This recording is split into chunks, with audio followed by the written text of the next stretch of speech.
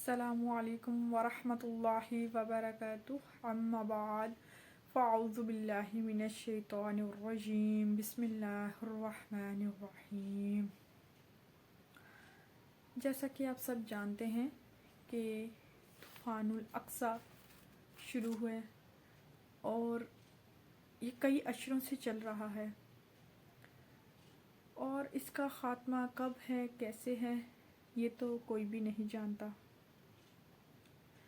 کئی اشروں سے اسرائیل کی جارحیت کا شکار فلسطینی آج بھی اسرائیل کی دہشت گردی میں جو ہیں پھنسے ہوئے ہیں، اپنی ہی سرزمین پر قیدیوں کی زندگی گزارنے پر مجبور ہیں بیچارے۔ جو ان کی اس وقت حالت ہے، اس کا ذمہ دار کون ہے؟ ہم اس کا ذمہ دار کس کو ٹھہرائیں؟ کیا ہم مسلمان قوم جو اللہ تعالیٰ کی طرف سے بھیجی گئی تھی، ہم ان کی کیسے مدد کر سکتے ہیں؟ ہم کیا کریں؟ کیا ہم ان کے لیے دعا بھی نہیں کر سکتے؟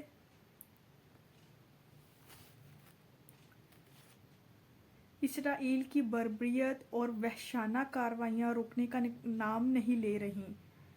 رواں 7 اکتوبر سے نہتے فلسطینیوں کے ساتھ جو کچھ ہو رہا ہے، اسے پوری دنیا دیکھ رہی ہے۔ یعنی 7 اکتوبر کا واقعہ ہے جب سے یہ شروع ہے، یعنی کہ یہ جنگ، اور آج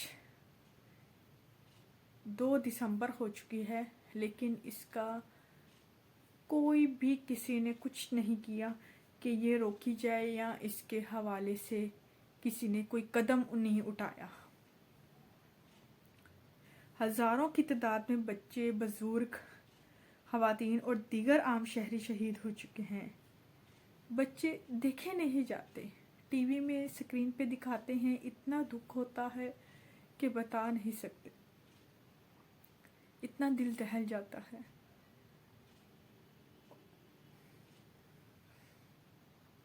اور غزہ اس وقت دنیا کا سب سے بڑا قبرستان بن چکا ہے۔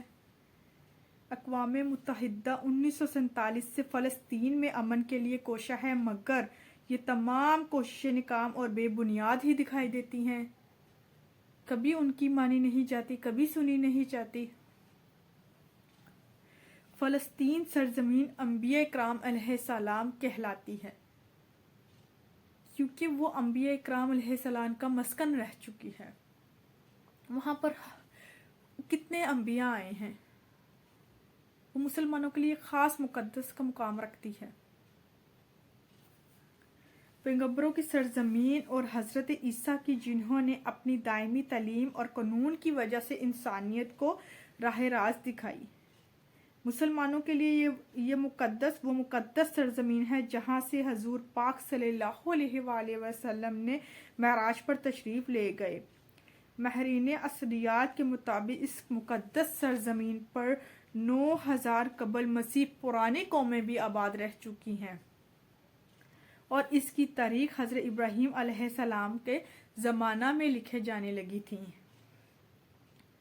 حضرت ابراہیم علیہ السلام جو ہے عراق کے شہر کنعان پہنچے، اور 1250 میں حضرت عیسیٰ نے دریائے اردن کو پار کیا اور کنعان کی زمین فتح کی، اور پھر اسے 12 قبیلوں میں تقسیم کیا۔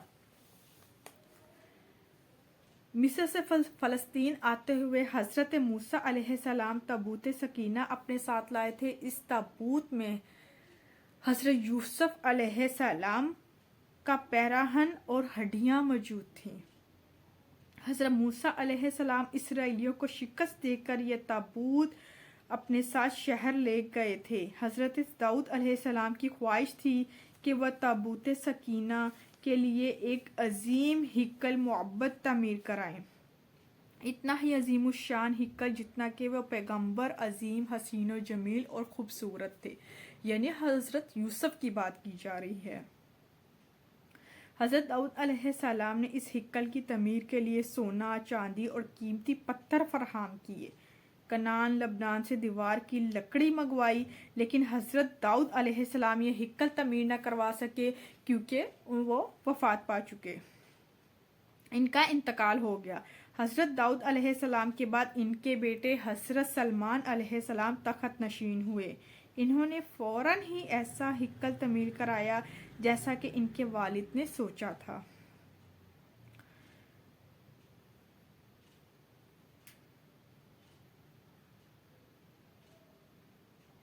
اور اس معبد کا خاکہ اپنے بیٹے کو سمجھایا تھا۔ اس معبد کو ہیکل سلمانی کے نام سے جانا جاتا ہے، آج بھی اسی لیے اس کو جو ہے ہیکل سلمانی کہا جاتا ہے۔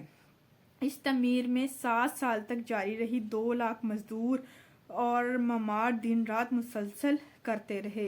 یہ ہیکل، یہ معبد بالکل اسی جگہ تعمیر ہوا جہاں حضرت داؤد علیہ السلام اسے تعمیر کرنا چاہتے تھے۔ کتاب سلاطین بائبل کے مطابق یہ ہیکل فن تعمیر کا عظیم شاہکار رہا تھا۔ نہیں، یہ مدت سالوں صدیوں پہلے کا واقعہ ہے جب نبی کریم صلی اللہ علیہ وآلہ وسلم بھی اس دنیا میں نہیں تھے۔ یہ اس سے پہلے کے بھی واقعات ہیں، یہ تب سے ہی یہ سٹارٹ ہے اور شروع سے لے کر آج تک چلتا آیا ہے۔ اس کے بعد مسلمانوں کے لیے فلسطین ایک مقدس مقام ہے۔ پیغمبر علیہ السلام حضرت محمد صلی اللہ علیہ وسلم معراج پر تشریف لے گئے تھے اور پھر اس کے بعد آپ نے انبیاء کی امامت فرمائی، تمام انبیاء سے مصافحہ بھی کیا یہاں پر، اور معراج سے واپسی پر اس جگہ کو پہلی منزل ہونے کا شرف حاصل ہوا۔ ہجرت کے 17 ماہ بعد تک مسلمان اسی جگہ یعنی بیت المقدس کی طرف منہ کر کے نماز پڑھتے رہے۔ یوں ملت اسلامیہ کے لیے تیسرا مقدس ترین مقام ہے۔ سب سے پہلا کون سا تھا؟ مکہ مکرمہ، دوسرا مدینہ اور تیسرا بیت المقدس یعنی جو ہے مسجد فلسطین یعنی کہ مسجد اقصی۔ یعنی صلاح الدین ایوبی نے اسرائیلیوں سے فلسطین کو خالی کرا لیا، ان کی بادشاہت کو ختم کر دیا تھا اور یہ اس کو جو ہے اسرائیلیوں سے پاک کر دیا تھا۔ اب یہ اسرائیلی دوبارہ سے حملہ کر کے بیت المقدس مسلمانوں سے چھیننا چاہتے ہیں اور یہ اسے اپنا جو ہے ذاتی جو ہے اپنا جگہ ہیکل سلمانی حاصل کرنا چاہتے ہیں اور یہ اس کو اپنا سمجھتے ہیں، جبکہ اسرائیل پر اللہ کا سخت عذاب نازل پہلے بھی ہو چکا ہے اور قرآن پاک میں بار بار اس کا ذکر ہے کہ اگر تم باز نہ آئے تو ہم تم پر عذاب نازل فرمائیں گے، نعوذ باللہ، استغفر اللہ۔ تو ہمیں اللہ تعالیٰ جو ہے وہ ان کو فلسطینیوں کو کامیاب فرمائے، بہت اذیت میں ہیں، بہت تکلیف میں ہیں، اللہ تعالیٰ ان کی مدد فرمائے، ان پر رحم فرمائے، ان کی کسی طرح ان کی فتح ہو جائے۔ تو جو باقی ملک ہیں، جو اسلامی ملک ہیں، جتنے بھی جو بھی ہیں مسلمان، سب کو چاہیے کہ ان کے لیے کوئی آواز اٹھائیں، اللہ تعالیٰ ان کی فتح بلند ہو، ان کے لیے مدد کریں، ان کے لیے آواز اٹھائیں۔ بہت زیادہ دکھ ہوتا ہے جب یہ سب دیکھتے ہیں۔ اللہ تعالیٰ آسانیاں پیدا کرے، مشکلات سے بچائے۔ بہت دکھ ہے، یہ بہت دکھ بھری داستان ہے۔ اب پچھلے دنوں جنگ بندی کا اعلان کیا گیا تھا، اب پھر سے جنگ بندی ختم ہو گئی ہے اور پھر سے جنگ شروع کر دی گئی ہے۔ آدھے سے زیادہ فلسطین یعنی مسجد الاقصی فلسطین کو تباہ کر دیا گیا ہے۔ اللہ تعالیٰ کی طرف سے فتح آئے گی، اللہ تعالیٰ سے دعا کیجئے، سب دعا کیجئے، مسلمان بھائی بہن اپنی ہر نماز کے بعد فلسطینیوں کو اپنی دعاؤں میں لازمی یاد رکھیں۔ اللہ تعالیٰ ان کو کامیاب فرمائے، ان کو فتح حاصل ہو۔ انشاءاللہ ملتے ہیں اگلی نئی ویڈیو کے ساتھ۔ یہ ایک چھوٹا سا خاکہ آپ کے سامنے پیش کیا تھا کہ یہ کیسے انہوں نے اس پر جو ہے قبضہ کیا اور کیسے یہ کر رہے ہیں۔ ملتے ہیں اگلی ویڈیو میں۔ وعلیکم السلام ورحمۃ اللہ وبرکاتہ۔